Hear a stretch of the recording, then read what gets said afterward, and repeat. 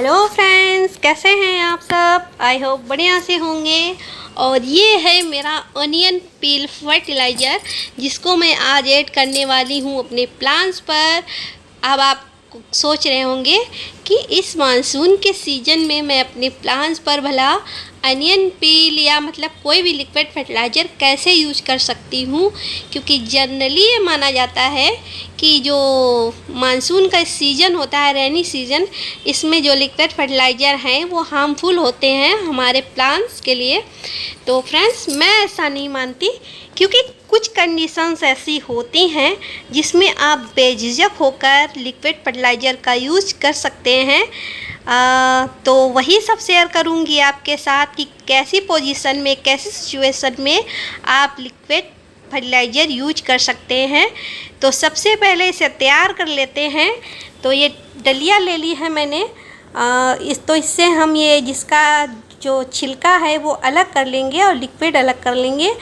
छिलके को दोबारा यूज कर लेंगे और लिक्विड लेकर चलेंगे छत पे, और जिसे हम यूज करेंगे अपने प्लांट्स पर। तो वीडियो में लास्ट तक बने रहेंगे, जब भी आपको पता चलेगा कि कैसे आपको किस सिचुएशंस में आप रेनी सीजन में भी लिक्विड फर्टिलाइज़र को बिना किसी डर के यूज कर सकते हैं। तो चलिए अब चलते हैं छत पर और आगे का प्रोसेस शुरू करते हैं। तो ये देखिए, छत पे आ गई हूँ और ये भिंडी का प्लांट है छोटू सा। इसको मैंने अभी 2 दिन पहले ही यहाँ पर लगाया है। जो मेरी सीडलिंग तैयार हो गई थी भिंडी से, उससे निकाल कर। तो इस तरह छोटे मोटे काम तो गार्डन में चलते ही रहते हैं। और ये है पुराने भिंडी के प्लांट। और यहाँ पर देखिए, ये तरोई की बेल है जो अच्छे से ग्रोथ लेने लगी है, और इसमें एरियल सूट भी आना शुरू हो गए हैं, जो इस बात का सिग्नल होते हैं कि अब आपके प्लांट्स को सहारे की ज़रूरत है। तो वेल वर्गीय जो जितनी भी सब्जियां अगर आप लगाते हैं तो उन्हें सपोर्ट ज़रूर दीजिए, क्योंकि बिना सपोर्ट के आपके जो प्लांट्स हैं उनकी ग्रोथ जो है रुक सी जाती है। तो अब आते हैं अपने टॉपिक पर। तो ये देखिए, ये एडेनियम का प्लांट है जो अपने आप में बहुत ही सेंसिटिव माना जाता है, और इस पे ही मैं लिक्विड फर्टिलाइज़र यूज करूँगी। तो ध्यान दीजिएगा इस गमले की मिट्टी पर कि किस तरह की मिट्टी है। अगर आपकी, तो आप यूज कर सकते हैं लिक्विड फर्टिलाइज़र। तो ये देखिए, इसकी मिट्टी देखिए कैसे सूखी हुई है। कारण है कि हमारे यहाँ अगले 24 घंटे से कोई बारिश नहीं हुई है, और सुबह से आज इतनी तेज़ धूप निकली थी कि पूरे गमले की मिट्टी जो है पूरी तरह सूखी हुई है।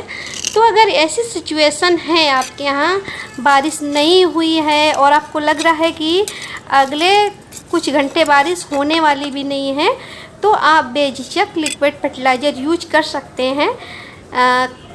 कारण यह है कि लिक्विड फर्टिलाइज़र जो है वो बहुत जल्दी प्लांट्स ऑब्जॉर्ब करते हैं।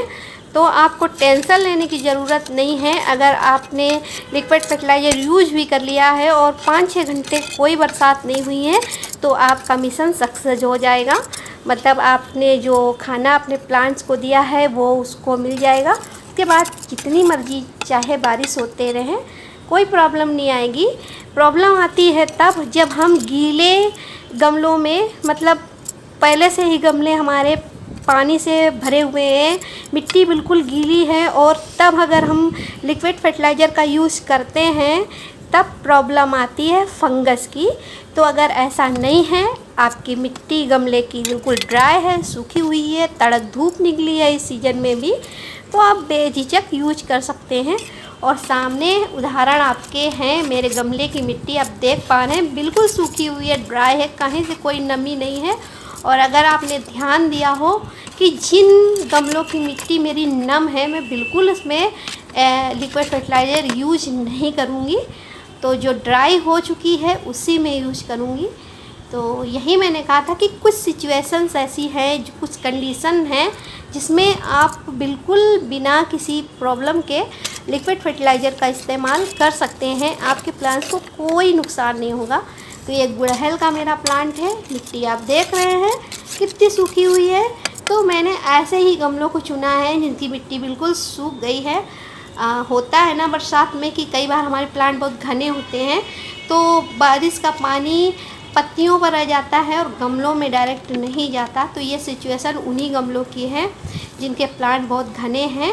तो देखिए मैं लिक्विड फर्टिलाइज़र डाल ली हूँ और जितना मेरा लिक्विड फर्टिलाइज़र था उससे 5 गुना पानी मैंने मिलाया है।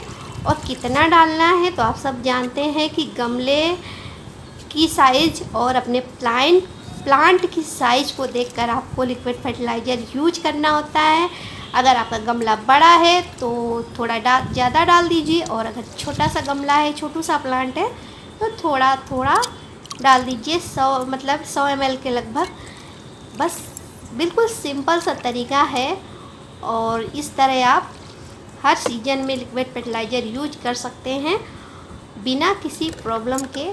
तो फ्रेंड्स, वीडियो कैसा लगा मुझे ज़रूर बताइएगा, और ज़रा सा भी यूज़फुल लगा है, आपको लग रहा है कि आपके काम आएगा, तो अपने दोस्तों के साथ भी शेयर कीजिए, शायद उनके भी काम आ जाए और मेरा भी काम हो जाएगा। मुझे व्यू मिल जाएंगे, आप जैसे और नए नए दोस्त मिल जाएंगे, और मुझे आपके सपोर्ट की ज़रूरत है। तो फ्रेंड्स, मुझे सपोर्ट कीजिए और अपना सहयोग बनाए रखिए। तो मैं अपना लिक्विड फर्टिलाइज़र डाल लेती हूँ और मिलती हूँ किसी नेक्स्ट वीडियो में। तब तक के लिए बाय बाय, और कमेंट करना मत भूलिएगा, क्योंकि कमेंट करेंगे तो मुझे पता चलेगा वीडियो कैसा लगा।